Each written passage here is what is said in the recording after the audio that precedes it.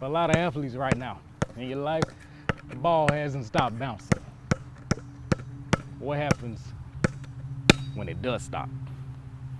For 18 years, former WNBA star Alana Beard didn't see the ball stop bouncing until that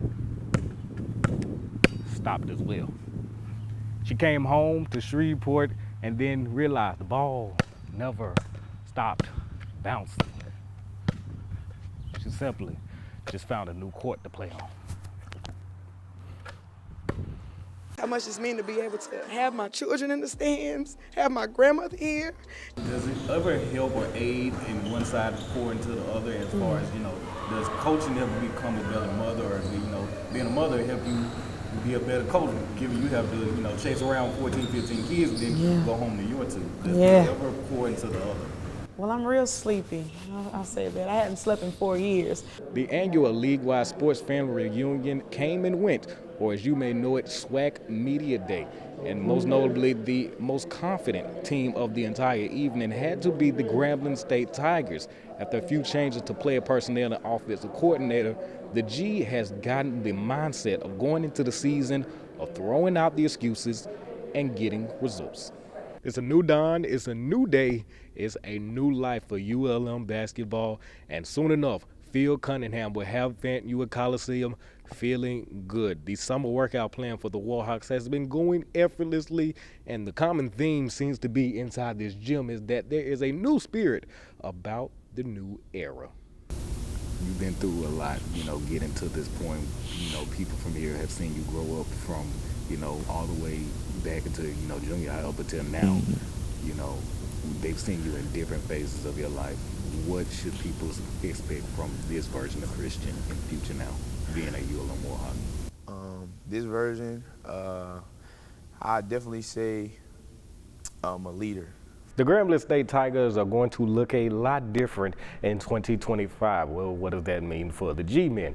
Well, it could be a good or a bad thing, depending on which side of the coin you're looking at. Top 3 in scoring, bottom half in every other offensive category. Well, the road is not going to get any easier or shorter for the Bulldogs, and I do mean that in the literal sense. After tonight's matchup with LSU, the Bulldogs will be on the road for the next 7 games, including a crucial matchup with Florida International this weekend starting on Friday in the battle for second place in Conference USA.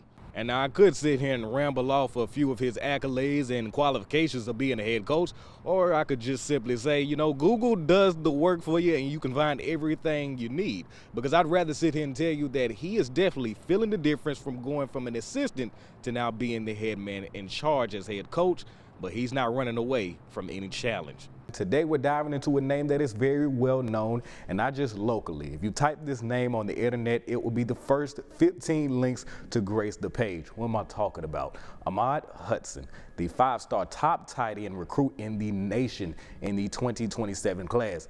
And he's crossing a new threshold in his Ruston career, the give me the ball and get out of the way era. The West Monroe Rebels have been turning the heat up this offseason. New roles to fill, a new quarterback in place, and the most important puzzle piece of them all, the new head coach in charge, DeMichael Dizer. The Tigers of the Heart would bring back all but 3 players from last year's team. You mark that up to only missing 1 single starter. You think that would be a huge component to how successful their team will be in the new year. But I'm not one to put words in anyone's mouth, so let's ask the head man himself. Coach Lopez, how big of a factor is that? It's been a big one, kind of different.